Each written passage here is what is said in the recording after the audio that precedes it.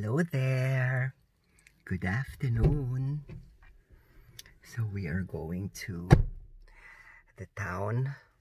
Meron lang kaming aasikasuhin.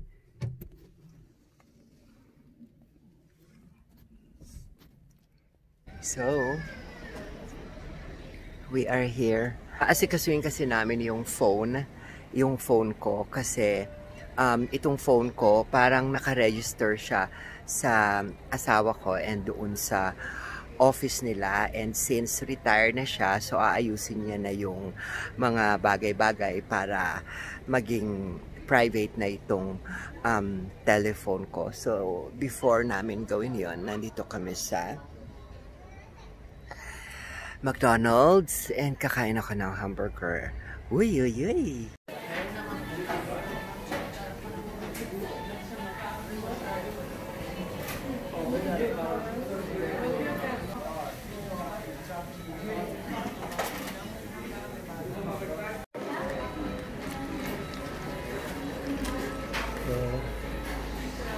After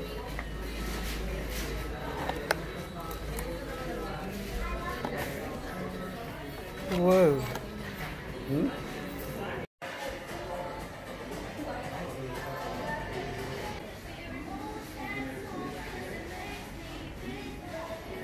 So we are here sa grocery store. So mag-grocery lang yung asawa ko and then ako dito naghihintay. I'm not feeling well. There is something wrong with my pee-pee, with my wee-wee. Siguro because of my medication. Para akong nagkahapdi yung ihian ko.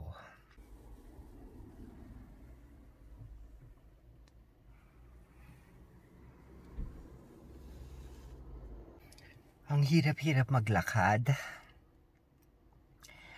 Ang hirap ng sitwasyon ng pilay ka.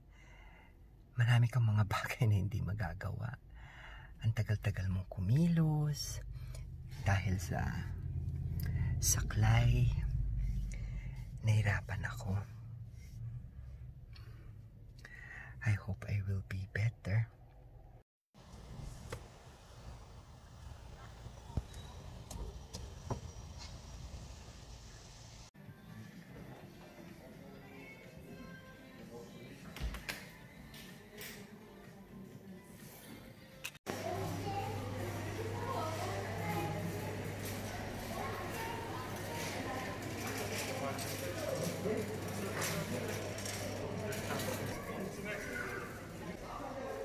So, nanggaling na kami dito sa Swisscom and kasi magpapalit na kami ng parang telephone company for my Android, for my cellphone. Kasi nga, hindi na ito pag-aari ng company kung saan nag-work yung asawa ko.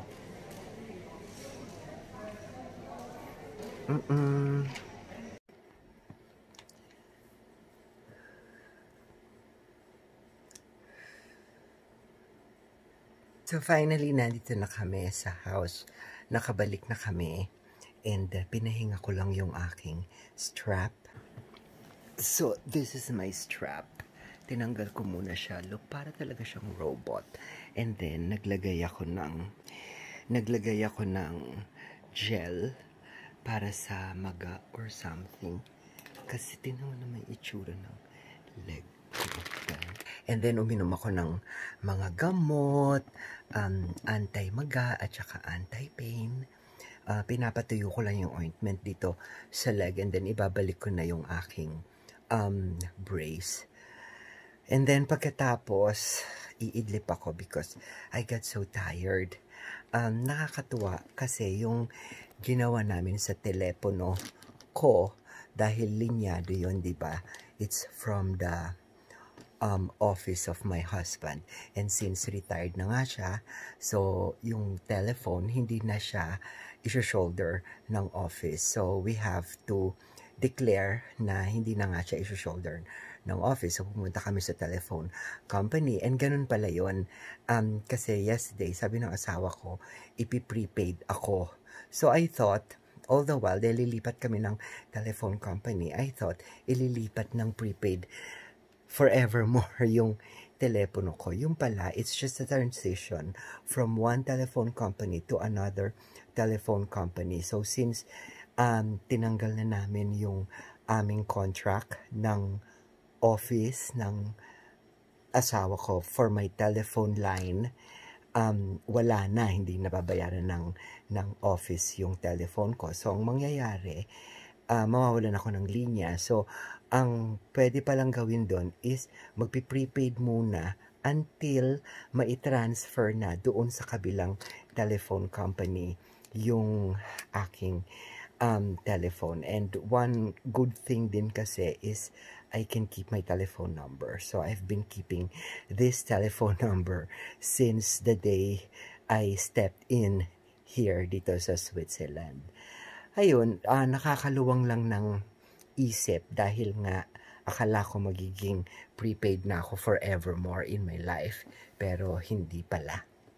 It's just a temporary. So ngayon, yung wifi ko is 20, yung wifi na binabayaran ko for prepaid, it's 2 Swiss francs per day. Pagkatapos yung call ko is 2 Swiss francs per call. Parang ganyan. I don't know. Something like that.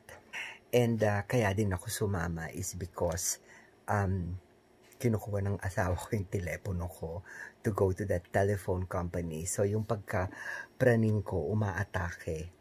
And sabi ko, hindi ko pwedeng ibigay sa iyo yung telepono ko.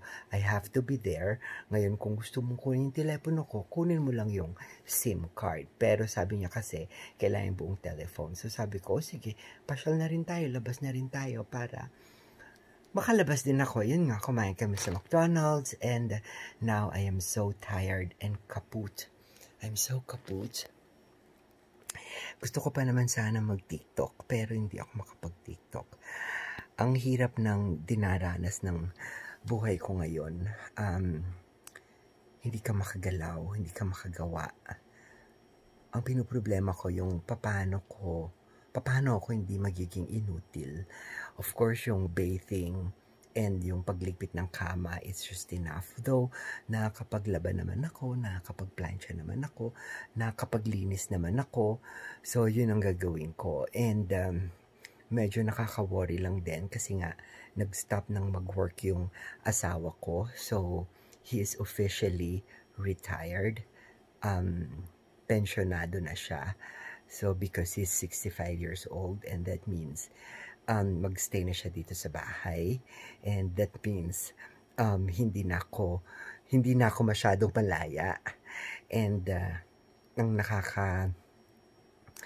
nakaka-worry din, of course, is syempre, more na magkasama kami dito sa isang bubong 24/7, more na pwedeng magkaroon kami ng conflict or argument, di ba? Kaya nga, very ideal dapat na nagtrabaho ako kasi at least kahit papano, di ba? Pero nangyari nga yung ganitong aksidente, so hindi ko alam. So mag-iingat tayong lahat and yung tungkod ko nandito sa tabi. Iidlip ako. Gusto ko mag-TikTok pero mamimili muna ako ng song. Hindi ko alam kung anong song. Hello there. Hello there. Hello there. Grabe yung kwarto ko, ang gulo-gulo. So, I think ayusin ko to. If not tomorrow, the next day.